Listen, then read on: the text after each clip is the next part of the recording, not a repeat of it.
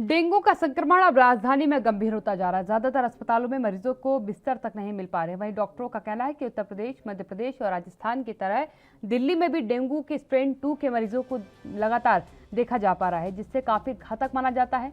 इतना ही नहीं, एम्स से लेकर के तमाम प्राइवेट अस्पतालों तक में इन दिनों मरीजों के बिस्तर उपलब्ध नहीं हो पा रहे हैं। इसके पीछे कोरोना, पोस्ट कोविड और डेंगू तो है ही, साथ ही दूसरी बीमारियों से पीड़ित मरीजों की भी संख्या में लगातार बढ़ोतरी हो रही है, जिनका इलाज महामारी के चलते बीच में रुक गया था। हालांकि सरकारी आंकड़ों पर गौर करें तो दिल्ली में हालात बहुत गंभीर नहीं है।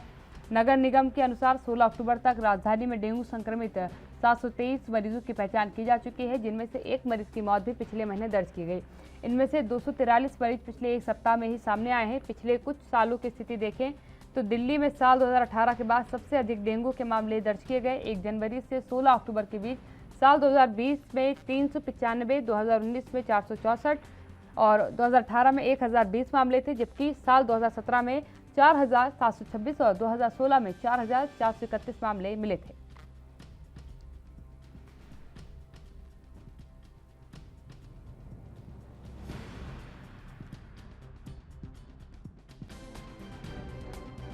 लगातार एएनबी न्यूज़ आपको बता रहा है कि कैसे आप डेंगू से बचाव कर सकते हैं, क्योंकि मामलों में लगातार इजाफा हो रहा है। खुद को प्रयास करिए कि मच्छरों को काटने से आप बचाएं। शरीर को अपने ढक करके रखें तो ज़्यादा फायदा रहेगा। फुल बाजू के कपड़े पहने। लगातार ये आपसे अपील की जा रही है कि पूरी आस्तीन के कपड़े पहने, क्योंकि इस समय मौसम इस प्रकार का है कि डेंगू के केसेस बढ़ते हैं। जूते पहन करके बाहर निकले। चप्पल का इस्तेमाल कम करें, क्योंकि खुली होती है चप्पल, और जो डेंगू के मच्छर होते हैं वो ज़्यादा ऊंचाई तक नहीं उड़ पाते हैं। घर के आसपास पानी ना जमा होने दें और विशेष ख्याल रखें कि वो साफ पानी ना हो, क्योंकि साफ पानी जहाँ एकत्रित होता है वहाँ पर डेंगू के मच्छर ज़्यादा जमा होते हैं। कूलर में पानी ज़्यादा देर तक जमा ना होने दें। कूलर हो गया, आपका गमला हो गया, फ्रिज के पीछे का पोर्शन हो गया, चिड़िया के रखा हुआ पानी हो गया, ज़्यादा समय तक कहीं भी पानी को ना रहने दें। समय समय पर घर की सफाई करते रहे, ताकि कहीं भी अगर एकत्रित पानी हो तो वो वहाँ से हट जाए। सोते समय मच्छरदानी का इस्तेमाल करें, ताकि मच्छर आपको ना काट सके, क्योंकि देखिए मैं लगातार कह रही हूँ कि मच्छरों के जो मच्छर काटते हैं, जिनसे डेंगू होता है, उनकी ज़्यादा ऊपर उड़ने की ताकत नहीं होती है, वो घुटने तक ही आपके पहुँच सकते हैं। और अहम बात यह है कि अगर आप घुट्टों के नीचे बाहर जाते समय विशेष ख्याल रखते हैं तो और कहीं ना कहीं आप डेंगू से बच सकते हैं। इसके साथ ही गंदगी पर आपको विशेष ख्याल रखना होगा कि गंदगी आपके आसपास ना हो। लेकिन चिंता का विषय ज़रूर है कि अस्पतालों में अगर बेड नहीं मिलेंगे, क्योंकि डेंगू के केसेस में कंडीशन कई बार सीरियस हो जाती है, और उससे बचने के लिए लगातार आपको उपाय और बचाव के तरीके एएनबी न्यूज़ आप तक पहुँचा रहा है। इनका आप इस्तेमाल करें, प्रयोग करें, ताकि डेंगू से आप बच सकें। अपने घर के आसपास, अपने घर के अंदर कहीं पर भी साफ पानी को एकत्रित ना होने दें। जमा हुआ पानी ना रखें, उस पानी को हटा दें, क्योंकि लार्वा जो है वो बन जाता है, जिससे डेंगू बड़ी तेजी से फैलना शुरू होता है। आपको बखूबी मालूम है, इस समय नगर निगम जो है हर जगह पर जो है छिड़काव कर रहा दवाइयों का। अगर कैसे फैलता है डेंगू की बात करें तो डॉक्टर की माने तो 2 स्थितियों में डेंगू के मामले ज़्यादा खतरनाक हो जाते हैं। पहला कि अगर आप ब्लड प्रेशर आपका कम हो जाए। दूसरा कि अगर आपके खून में प्लेटलेट्स का गिरना शुरू हो जाए। ऐसी स्थिति में ब्लीडिंग का खतरा बढ़ जाता है, यानी कि स्थिति थोड़ी सीवियर हो जाती है। तो ये डॉक्टर्स मानते हैं कि 2 स्थिति है। अपने ब्लड प्रेशर को बिल्कुल ख्याल रखें, बीपी आपका ना जो है घटे बढ़े। और कैसे फैलता है डेंगू की अगर बात करें तो डेंगू संक्रमण डेन 1, डेन 2, डेन 3 और डेन 4 वायरस से फैलता है। इन चारों वायरस के सीरोटाइप कहते हैं। ये वायरस अलग अलग प्रकार से ह्यूमन बॉडी को प्रभावित करते हैं। आपको बता दें कि अलग अलग वायरस के वेरिएंट आपको बार बार वायरस से संक्रमित कर सकते हैं। डेंगू का कहर अक्सर मानसून के दौरान देखने को मिलता है। हालांकि कई बार सर्दियों के समय में भी डेंगू अपना पैर पसारता नजर आता है, लेकिन इस बार डेंगू के मामले काफी ज्यादा बढ़ने लगे हैं, जो एक चिंता का विषय है। तो आपको हम बता रहे हैं कि डेंगू कैसे फैलता है, कौन कौन से ऐसे वेरिएंट है जिसकी वजह से डेंगू फैलता है।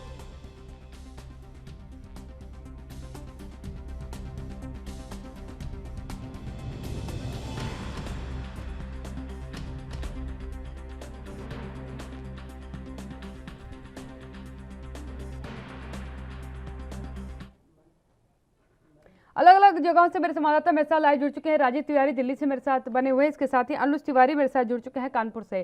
सबसे पहले अनुज, आपका रुख करूंगी। अगर बात करी जाए उत्तर प्रदेश, क्योंकि डेंगू के सबसे ज्यादा मामले पहले उत्तर प्रदेश में देखे गए, फिरोजाबाद, कानपुर, एटा, मथुरा, इन जगहों से मामले लगातार बढ़ते रहे। अब की स्थिति की अगर बात करी जाए तो हालात क्या है उत्तर प्रदेश के?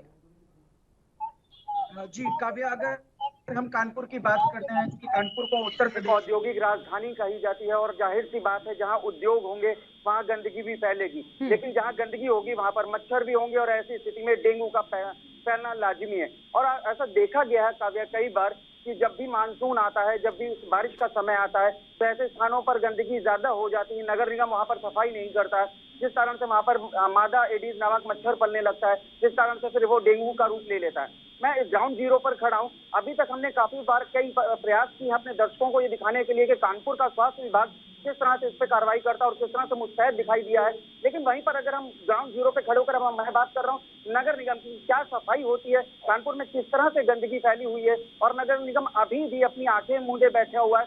मैं इस समय कानपुर के एक एरिया में खड़ा हुआ हूँ। यहाँ पर एक ये नाला है, मैं चाहूंगा अपने कैमरामैन को दिखाई कि ये कानपुर का एक ऐसा नाला है जो एक ऐसे स्थान से निकल रहा है जहाँ पर आवासीय स्थान है, यहाँ पर अगल बगल लोगों के मकान बने हुए हैं और ये नाला काफी सालों से यहाँ पर है। ये नाला काफी किलोमीटर का है। मैं ये भी आपको बताना चाहूंगा लगभग ये 1.5 किलोमीटर का नाला है, जो कि लगभग 1.5 किलोमीटर पीछे से आ रहा है और आगे जाकर के कहीं एक दूसरी गंदी जगह पर जाकर इसको गिराते हैं, खत्म करते हैं। लेकिन ये जो बीच का स्थान है यहाँ पर लगभग ना कोई सफाई होती, कई वर्षों से इस चीज को देखा जा रहा है, ना सफाई होती, ना ही नगर निगम का कोई अधिकारी यहाँ झांकने आता है। स्थितियां ये हो जाती है यहाँ के जो लोग हैं वो स्वयं अपने पैसों से अपनी किसी न किसी संपर्क करके यहाँ पर फॉगिंग करवाते हैं लोगों को बुला करके। मैं चाहूंगा कैमरामैन हमारे दिखाई कि देखिए बड़ा एक बहुत ही लंबा नाला जा रहा है, बहुत ही ज्यादा गंदगी यहाँ पर देखी जा सकती है। साफ तौर से किस तरह से ये गंदगियां हैं, यहाँ पर आसपास मकान भी बने हुए हैं, जो मकानों पर छोटे छोटे बच्चे भी रहते हैं, महिलाएं भी रहती हैं, साथ ही साथ कुछ लोग यहाँ पर है मेरे साथ।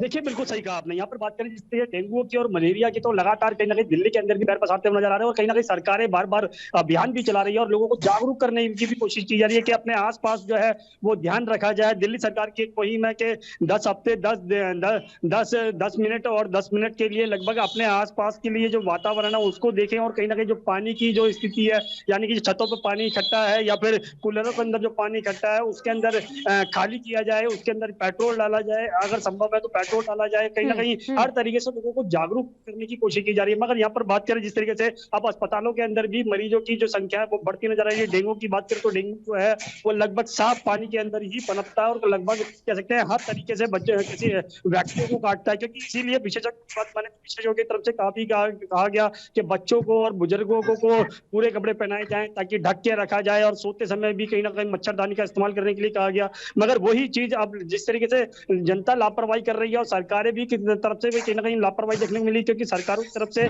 सिर्फ घोषणाएं जरूर की गई थी और बात करें जिस तरीके से घोषणाओं के साथ साथ धरातल पर जो इंतजाम होने चाहिए थे, यानी कि मच्छरों की जो दवाई होती है छिड़कने के लिए वो होनी चाहिए थी, मगर कहीं ना कहीं निगम की तरफ से भी लापरवाही देखने को मिली और दिल्ली सरकार की तरफ से भी। वही चीज अब जनता भी समझ चुकी है और जनता कहीं ना कहीं उसी की आवाज उठाती हुई नजर आ रही है। और हमारे साथ व्यक्ति भी है जो आम जनता है, आम जनता से यही जानने की कोशिश करती है कि सरकारें दावे करती है क्या वो धरातल पर साबित होते रह जाते हैं, क्योंकि जिस तरीके से कहा गया दिल्ली सरकार के द्वारा 10 हफ्ते 10 मिनट 10 दिन के लिए जो अभियान चलाया गया अपने आसपास के जो वातावरण को जो सही करा जाए और पानी के जमा नहीं होने दिया जाए, क्या दिल्ली सरकार की ये मुहिम कारगर थी? और जो के द्वारा या फिर दिल्ली सरकार के द्वारा जो दवाइयों को छिड़काव करना चाहिए था, क्या वो होता हुआ नजर आया आप लोगों के इलाके के अंदर? ये हमारे इलाके में तो कोई ये नजर नहीं आया है। और वही रही सरकार की बात, तो सरकार एक प्रकार से शगुफा दे रही है, मतलब अपनी विज्ञापन जारी कर रही है। इससे कुछ होने वाला नहीं है जब तक आम जनता अपने सही पटल पे नहीं आएगी। और जैसे होता क्या है, हमने कूलर साफ कर दिया लेकिन घर का सामान नीचे फेंक दिया, पानी मैंने अपना कूलर का साफ किया और नीचे फेंक दिया, बाहर तो जमा हो रहा है। जब तक जनता इस चीज को नहीं समझेगी कि बाहर भी भाई कोई बीमारी आती है तो बाहर से ही आती है, घर से नहीं आती। हमें हमारे समाज को जब तक हम जागरूक होकर आगे नहीं आएंगे तब तक ये बीमारी से निजात नहीं। यानी कि जनता की भी लापरवाही है और सरकारों की भी लापरवाही। बिल्कुल है, दोनों की है। बिल्कुल। राजीव, अनुज भी मेरे साथ लगातार बने हुए हैं कानपुर से। अनुज के पास जाऊंगी मैं। अनुज, नगर निगम की व्यवस्थाओं की अगर बात की जाए, क्योंकि देखिए कानपुर की गंदगी अपने आप में एक बड़ी पहचान रखती है, वहां की व्यवस्थाओं के लिए नगर निगम को हर बार कोसा जाता है, हर बार ये बताया जाता है कि व्यवस्थाएं बेहतर नहीं है। अब की बात अगर करी जाए, क्योंकि डेंगू के मरीजों का आंकड़ा लगातार बढ़ रहा है, स्वास्थ्य विभाग लगातार चेतावनी दे रहा है कि व्यवस्थाओं को सुचारू करिए, सफाई का ध्यान रखिए, क्योंकि इस बार डेंगू की तादाद बड़ी संख्या में निकल करके आ रही है। क्या व्यवस्थाएं नगर निगम की तरफ से की गई हैं कानपुर के? आंकड़ों की बात करें और सरकारी चर्चाओं की बात करें तो आप भी जानती हैं कि ये हवाई होते हैं, सरकार कहती कुछ है और बल्कि प्रशासन यहाँ आला अधिकारी तो जब बात की जाती है मीडिया की तरफ से आला अधिकारियों की, सर कानपुर में बेहद गंदगी है जिस कारण से डेंगू के मरीज फैल रहे हैं और कई लोगों को समस्या का सामना करना पड़ रहा है। तो अधिकारियों का ये कहना होता है कि हम फॉगिंग करवा रहे हैं, हम सफाई करवा रहे हैं और विशेषकर नालों की सफाई करवा रहे हैं, लेकिन जब हम ग्राउंड जीरो पर खड़े होकर के इस चीज को खुद अपनी आंखों से देख रहे हैं तो पता चल रहा है कि ये सारे दावे हवाई साबित हो रहे हैं। अब हम बात करते हैं कानपुर में आंकड़ों की, डेंगू के आंकड़ों की, तो आपको बता दूं कानपुर में वर्तमान में आज की डेट में लगभग 403 डेंगू के मरीज अभी तक कानपुर के आंकड़ों में दर्ज हो चुके हैं, जिसमें से कि 305 जो हैं वो ग्रामीण इलाकों से हैं, जबकि 98 जो हैं वो शहरी इलाकों से पाए गए हैं। अगर वहीं हम पूरी बात करते हैं तो 35 मरीज महज ऐसे हैं जो इस समय ऑन द बेड हैं, यानी सरकारी अस्पतालों या निजी अस्पतालों में भर्ती हैं। बाकी के जो मरीज हैं वो सही होकर के स्वास्थ्य विभाग की मुस्तैदी के चलते सही होकर के अपने घर पहुंच चुके हैं। लेकिन अगर बात यहाँ पर एक करते हैं सफाई की, क्योंकि जो आंकड़े बढ़ते जा रहे हैं वो नगर निगम की गलतियों की वजह से बढ़ते चले जा रहे हैं। कहीं ना कहीं जागरूकता की भी कमी इस चीज को देखी जा रही है। कई लोगों से हमने बात करने का प्रयास किया तो उन्हें पता चला कि हाँ साहब डेंगू तो है लेकिन कोरोना भी है, तो वो कंफ्यूज हो जाते हैं कि बुखार आ रहा है तो डेंगू का बुखार है या कोरोना का बुखार है या मलेरिया का बुखार है। जबकि स्वास्थ्य विभाग की तरफ से कानपुर के लिए एक प्रोटोकॉल जारी किया गया है कि कोई भी मरीज आपके यहाँ एडमिट होता है, चाहे वो सरकारी अस्पताल में एडमिट हो चाहे वो प्राइवेट अस्पताल में, निजी नर्सिंग होम में एडमिट हो, सबसे पहले उसका तीनों जांचें करी जाएंगी, यानी डेंगू की जांच करी जाएगी, मलेरिया की जांच करी जाएगी और कोविड-19 की जांच करी जाएगी। अगर उसको कोविड-19 या डेंगू की तरह का कुछ लक्षण पाया जाता हो तो उसकी सीधी सूचना एसीएमओ कानपुर को दी जाएगी। लेकिन अभी हाल में कल ही एक चीज देखी गई है, जबकि कानपुर के एसीएमओ डॉक्टर सुबोध कुमार ने कई निजी अस्पताल में छापा मारा, जहाँ पर देखा गया कि डेंगू के मरीज तो एडमिट है लेकिन उनका ब्यौरा, उनकी जांचें अभी तक सरकारी आंकड़ों में दर्ज नहीं हो पाई है। तो कहीं ना कहीं ये भी माना जा रहा है काव्या कि जैसे पुराने समय में भी देखा गया था जब कोरोना की दूसरी लहर आई थी कि घाटों के अंदर शवों की इतनी भरमार हो गई थी कि देर रात तक वो शवों को जलाना पड़ रहा था। जब आंकड़े देखे जाते थे तो बाद में पता चला कि साहब आंकड़े तो कुछ और ही थे, जबकि हकीकत कुछ और थी। तो इस बात को कहने से कोई गुरेज नहीं होगा काव्या, जो मौजूदा हालात चल रहे हैं डेंगू को लेकर के, हो सकता है कि ऐसी शिकायत की सरकारी अस्पतालों में तो ब्यौरा दर्ज है लेकिन निजी अस्पतालों में इसका कहीं ब्यौरा कहीं बिल्कुल डिटेल्स की कमी लग रही है, क्योंकि अगर बेड में कमी मिल रही है और आंकड़े उतने नहीं हैं तो बड़ा सवाल उठता है कि आखिरकार आंकड़े उतने क्यों नहीं मिल पा रहे। राजीव, अगर ग्रामीण इलाकों की बात करूं, जैसे अनुज ने बताया कि शहरी इलाकों से ज्यादा मामले ग्रामीण क्षेत्रों में आ रहे हैं। दिल्ली की अगर बात करती हूँ तो स्लम एरियाज काफी ज्यादा है, क्योंकि वहां पर क्षेत्रफल से ज्यादा तादाद में लोग रहते हैं, इसलिए गंदगी भी काफी ज्यादा रहती है। वहां की क्या स्थिति है जो स्लम एरियाज है, क्या वहां पर व्यवस्था की है प्रशासन की तरफ से? देखिए बिल्कुल सही कहा आपने। यहाँ पर बात करें ग्रामीण इलाकों की तो ग्रामीण इलाकों में जरूर अस्पतालों के अंदर कहीं ना कहीं व्यवस्था की कमी देखने को मिली थी, मगर यहाँ पर बात करें दिल्ली जैसे शहर की तो उसके अंदर भी कहीं ना कहीं अस्पतालों के अंदर जो इलाज होना चाहिए था वो प्रॉपर देखने को नहीं मिल रहा है। और लगातार कहीं ना कहीं दिल्ली सरकार जो है वो निगम के ऊपर आरोप लगा देती है और निगम जो है वो दिल्ली सरकार के ऊपर आरोप लगा देती है। मगर यहाँ पर दोनों ही सरकारों की जिम्मेवारी बनती है कि जनता के लिए सुविधाएं करवाई जाए, अस्पतालों के अंदर दवाइयों की व्यवस्था करवाई जाए और जो इलाकों के अंदर जो गंदगी और जो पानी की वजह से जो गंदगी फैली हुई है, कूड़े की जो समस्याएं हैं लोगों की, वो दूर की जाए। मगर यहाँ पर लगातार जिस तरीके से पिछले कुछ दिनों के अंदर बारिश भी देखने को मिली थी जिसकी वजह से जल भराव की स्थिति हुई थी और कहीं ना कहीं मच्छर बीमारियां जो थी वो पनपती नजर आई थी, वही चीज अब दोबारा से देखने को मिल रही है। और कहीं ना कहीं जो दवाइयों का छिड़काव होना चाहिए था सरकारों की तरफ से सिर्फ घोषणाएं की गई थी और वो धरातल पर दवाइयों की छिड़काव जो था वो नहीं देखने को मिला था। और अस्पतालों के अंदर अब कहीं ना कहीं स्थिति बिगड़ने लगी है और मरीजों की संख्या जैसे बढ़ती जा रही है तो डॉक्टरों के ऊपर दबाव बनता नजर आ रहा है, क्योंकि वैसे ही कोरोना काल की वजह से डॉक्टरों के ऊपर दबाव बना हुआ है। मगर जिस तरीके से अब डेंगू मलेरिया फैल रहा है तो उससे भी कहीं ना कहीं डॉक्टरों के ऊपर दबाव बनता हुआ नजर आ रहा है। और हमारे साथ दर्शक भी हैं, जनता भी है, उनसे भी जानने की कोशिश करते हैं क्या वाकई में अस्पतालों के अंदर जो इलाज होना चाहिए था सरकारों की तरफ से कोशिश की गई थी, क्या वो परेशानियां दूर होती नजर आ रही है या फिर सिर्फ घोषणा ही है? देखिए, जहां तक बात करें तो दिल्ली सरकार की घोषणाओं में और विज्ञापनों में दिखता है कि डेंगू खत्म हो जाएगा। जिस तरह से हम बात कर रहे हैं कि दिल्ली में 10 मिनट 10 सेकंड और 10 हफ्ते आप क्या कहते हैं कि अपने घरों की सफाई के, ठीक है साहब हम घरों की तो सफाई कर ले, लेकिन अनऑथराइज कॉलोनियों में खाली प्लॉट्स है, ठीक है, निगम की सफाई की गाड़ियां नहीं पहुंचती हैं, निगम के जगह जगह कूड़े फैले हुए हैं। दिल्ली सरकार क्या कहती है, निगम के ऊपर आरोप लगा देती है और निगम दिल्ली सरकार के उन्होंने मुझे पेमेंट नहीं दिया इसलिए सफाई नहीं हो रही है। और ये ये जो है दिल्ली सरकार कह देती है कि हम तो पूरा पेमेंट दे चुके हैं साहब, और एमसीडी सफाई नहीं करे। तो ये दोनों के आरोप प्रति आरोप के चक्कर अच्छा, में अस्पतालों के अंदर जो इलाज की व्यवस्था है, या वो जो उनके अंदर जो अभी मरीज जो अस्पतालों में जा रहे हैं, क्योंकि डॉक्टर के ऊपर वैसे ही कोरोना काल की वजह से दिक्कतें बनी हुई हैं, क्या जो अस्पतालों के अंदर जो डेंगू और मलेरिया के मरीज जा रहे हैं उनके लिए भी कहीं ना कहीं कुछ व्यवस्थाओं के अंदर कमी देखने को नहीं मिल रही है क्या?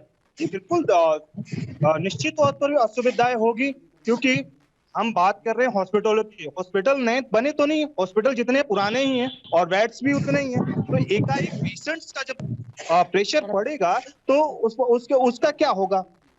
अस्पताल के डॉक्टर के ऊपर प्रेशर बढ़े तो निश्चित तौर पर स्वास्थ्य लाभ जो है। अच्छा, आपसे एक चीज जानने की कोशिश करेंगे, आप कौन से इलाके से रहते हैं? मैं बुराड़ी से हूँ, और हमारे यहाँ जो दो क्षेत्र लगता है, तिमारपुर और बुराड़ी, ये दोनों एरिया है वो अनऑथराइज्ड कॉलोनियां हैं। ठीक है, अनऑथराइज्ड कॉलोनियों में प्रॉपर सफाई नहीं होती है, कूड़े आपको जगह जगह मिल जाएंगे, खाली प्लॉट्स हैं। बारिश इस अभी 4 दिन पहले हुई है तो खाली प्लॉट्स के अंदर पानी भी इकट्ठा होता है, तो उसकी वजह से जो है डेंगू का पूरा जो है प्रकोप बढ़ता जा रहा है। ठीक है, और सरकार जो है एमसीडी हो या चाहे दिल्ली सरकार हो, जिस इलाके से आते हैं ये उसी इलाके की हकीकत सामने रख रहे हैं कि वहां पर सफाई नहीं होती है। अनुज के पास में जाऊंगी। अनुज, देखिए, आम जनता इसलिए परेशान है क्योंकि नगर निगम की गाड़ियां सफाई जो है कूड़ा उठाने के लिए नहीं आ रही है, गंदगी पनप रही है। डॉक्टर बार बार एक बात कह रहे हैं कि पानी अपने आसपास एकत्रित मत होने दीजिए, और कई जगह क्योंकि खाली पड़ी रहती है, गंदगी बहुत रहती है, वहां पर पानी एकत्रित हो जाता है, मच्छर पनपते हैं। लेकिन अगर मैं स्वास्थ्य व्यवस्थाओं की बात करूं, क्योंकि जिस तरीके से अभी बात निकल करके सामने आए कि आंकड़े सच्चे सामने नहीं आ रहे हैं, आंकड़े प्रस्तुत नहीं किए जा रहे हैं कभी जो है, क्योंकि 3 पार्ट में आपने जिस तरीके से कहा कि कानपुर में तो चलिए नॉर्म्स निकाल दिए गए कि कोविड का, डेंगू का, मलेरिया का, तीनों में आप क्राइटेरिया में बताइए कि कौन क्या है। लेकिन इसके बावजूद जो डेंगू के मरीजों की संख्या बताई जा रही है और उनको बेड्स नहीं प्रोवाइड हो पा रहे, उसके लिए कोई व्यवस्था प्रशासन ने की है? बेडों की संख्या क्योंकि कम हो रही है। जी बिल्कुल, मैं आपको बताना चाहूंगा काव्या कि अगर हम कानपुर के स्वास्थ्य प्रशासन करें तो यहाँ पर अभी हाल में ही एक नवीन तैनाती डॉक्टर नेपाल सिंह के नाम से हुई है, जो कि सीएमओ पद को ग्रहण किए हुए हैं। और लगभग अगस्त के आसपास में जैसे ही डेंगू का पहला मरीज कानपुर के कुरतौली गांव से मिला था, तो उन्होंने एक प्रयास किया था कि जैसे उन्हें पता चला कि कानपुर के अंदर डेंगू शुरू हो गया है, तो उन्होंने तत्काल प्रभाव से अगले दिन ही व्यक्तिगत उसी एरिया में यानी कुरतौली में एक कैंप लगाया और लगभग कुरतौली गांव के सारे लोगों की उन्होंने जांच पड़ताल करी। क्योंकि जाहिर सी बात है कि अगर किसी एक क्षेत्र से किसी एक व्यक्ति को डेंगू होता है तो यानी कि उस मच्छर ने, जो कॉमन मच्छर होता है, उस मच्छर ने अगर एक व्यक्ति को काटा होगा तो जाहिर सी बात है उसने कई और भी लोगों के, उस इलाके के लोगों को काटा होगा। तो ऐसी स्थिति में उन्होंने वो कैंप लगा करके सीधे जांच करी और जांच में एक साथ लगभग 98 मरीज पॉजिटिव डेंगू के आए, जिसके अंतर्गत उन्होंने तुरंत तत्काल प्रभाव से कार्रवाई करते हुए डेंगू वार्ड बनाने शुरू कर दिए। कानपुर के अंदर लगभग जो सरकारी अस्पतालों की अगर मैं चर्चा करूं तो कानपुर में एक मेडिकल कॉलेज जिसको हम हैलेट के नाम से जानते हैं, कानपुर में एक जिला चिकित्सालय जिसको हम उर्सला के नाम से जानते हैं। इसके अलावा कानपुर के अन्य स्थान पर, जिस पर कानपुर में दक्षिणी क्षेत्र में डॉक्टर मान्यवर काशीराम के नाम से विशाल अस्पताल है, जो भी सरकारी अस्पताल के नाम से जाना जाता है। इन सभी जगहों पर सरकार के द्वारा यानी जिला प्रशासन, स्वास्थ्य प्रशासन के द्वारा यहाँ पर एक डेंगू वार्ड बनाया गया है और डेंगू वार्ड को हैंडल करने के लिए एक सीएमएस रैंक का डॉक्टर जो है उसको इसका इंचार्ज बनाया गया है कि आप इस वार्ड का ध्यान देंगे और इस वार्ड से जुड़े हुए जो भी मरीज आएंगे उनका इलाज करेंगे। और इसके अलावा बात करते हैं प्राइवेट सेक्टरों की, क्योंकि जो सरकारी, मैंने आपको बताया कि जो सरकारी मरीज होते हैं, जो सरकारी अस्पताल में जाते हैं, सरकारी अस्पताल में जाकर अपना इलाज कराते हैं, उनके आंकड़े तो दर्ज हो रहे हैं। लेकिन जो प्राइवेट अस्पताल में जाते हैं, जहाँ पर जो लोग हैं, जो नर्सिंग होम के संचालक हैं, कहीं ना कहीं वो पूंजीपति लोग हैं, उनका एक माध्यम रहता है कि हमें सिर्फ मरीज को ट्रीटमेंट देना है और कहीं ना कहीं लंबा बिल बनाना है और उसको सही करके घर भेज देना है। वो कुछ लोग ऐसी जांचों को बिल्कुल ध्यान नहीं देते हैं जो अहम है, जैसे डेंगू हो गया, मलेरिया हो गया और कोविड-19 हो गया। तो अगर ये जांचें वो नहीं करते हैं तो वो जो जांचें हैं, ये जो आंकड़े हैं, ये हमारे सरकारी चार्ट में, सरकारी रजिस्टर में दर्ज नहीं हो पाते हैं। यही कारण है कि ये जो चीजें हैं ये सरकार की तरफ से खुलकर, सरकार तो कह रही है कि हम जो आंकड़े पेश कर रहे हैं, यानी जो प्रशासन कह रही है वो तो कह रहा है कि हम आंकड़े जो पेश कर रहे हैं वो खुलकर के पेश कर रहे हैं, लेकिन वहीं जब कल एसीएमओ ने छापा मारा निजी अस्पतालों में तो देखा कई निजी अस्पतालों में मरीज तो पेशेंट तो भर्ती है, वो भी डेंगू वार्ड में भर्ती है, लेकिन उसका आंकड़ा एसीएमओ ऑफिस तक अभी तक उपलब्ध नहीं करवाया गया है। बिल्कुल, यानी खुलकर के आंकड़ों से छेड़छाड़ की जा रही है। राजीव जी, अगर दिल्ली की बात करी जाए तो दिल्ली में आंकड़ों के साथ कितनी छेड़छाड़ है या सच्ची रिपोर्ट आम जनता के सामने है? देखिए बिल्कुल सही कहा आपने। यहाँ पर बात करें जिस तरीके से लगातार कहीं ना कहीं आंकड़ों की बात की जाए तो आंकड़े भी कहीं ना कहीं दिल्ली के अंदर भी छेड़छाड़ की जा रही है, क्योंकि जिस तरीके से सरकारों के द्वारा यह आंकड़े पेश किए जा रहे हैं कि डेंगू मलेरिया जो है वो कहीं ना कहीं कम होता हुआ नजर आ रहा है, अस्पतालों के अंदर इतनी भीड़ नहीं है, मगर हकीकत में अस्पतालों के अंदर सबसे ज्यादा भीड़ देखने को मिल रही है और लगातार मरीज जो है वो अस्पतालों के अंदर जाते हुए नजर आ रहे हैं और कहीं ना कहीं डेंगू मलेरिया का जो बुखार है वो भी फैलता हुआ नजर आ रहा है। मगर यहाँ पर स्थिति को कंट्रोल करने की जगह पर सरकार की जिम्मेवारी बनती है कि स्थिति को कंट्रोल किया जाए, दवाइयों को छिड़काव किया जाए और जो घोषणाएं की गई हैं वो धरातल पर कितनी कारगर हो रही हैं ये भी गौर किया जाए। मगर यहाँ पर सरकारों की तरफ से लापरवाही देखने को मिल रही है और कहीं ना कहीं हर तरीके से ये कोशिश की जा रही है सिर्फ सरकारों की जो घोषणाएं वो अच्छे लेवल पर दिखाई जाए, मगर कहीं ना कहीं धरातल की बात करें तो धरातल भी जनता भी समझ रही है कि सरकारें सिर्फ घोषणाएं करती हैं, उन तक जो बिल्कुल। सुविधाएं राजीव, पहुंचानी अगर दबाव की चाहिए, बात यहाँ तक करी कि जाए, दवाइयों क्योंकि का जो देखिए छिड़काव है। दिल्ली देश की राजधानी है और आसपास के इलाकों से भी लोग जो है, चाहे मैं कानपुर की बात करूं चाहे दिल्ली की बात करूं, ये वो जगह है जहां मेडिकल सुविधाएं मानी जाती है कि बेहतर है बाकी जगहों की तुलनाओं में, तो यहाँ पर एक प्रेशर अलग से भी पड़ता है। कानपुर की बात की जाए तो वहाँ जो छोटे इलाके आसपास के हैं वहां से ज्यादातर लोगों को कानपुर रेफर कर दिया जाता है, इसलिए हैलेट और उर्सुला पर काफी दबाव देखने को मिलता है। समान रूप से दिल्ली की बात की जाए तो दिल्ली देश की राजधानी है, मेडिकल व्यवस्थाएं बेहतर है। दबाव की अगर बात की जाए तो डॉक्टर्स का क्या मानना है कि कितना दबाव उनके ऊपर पड़ रहा है मरीजों का?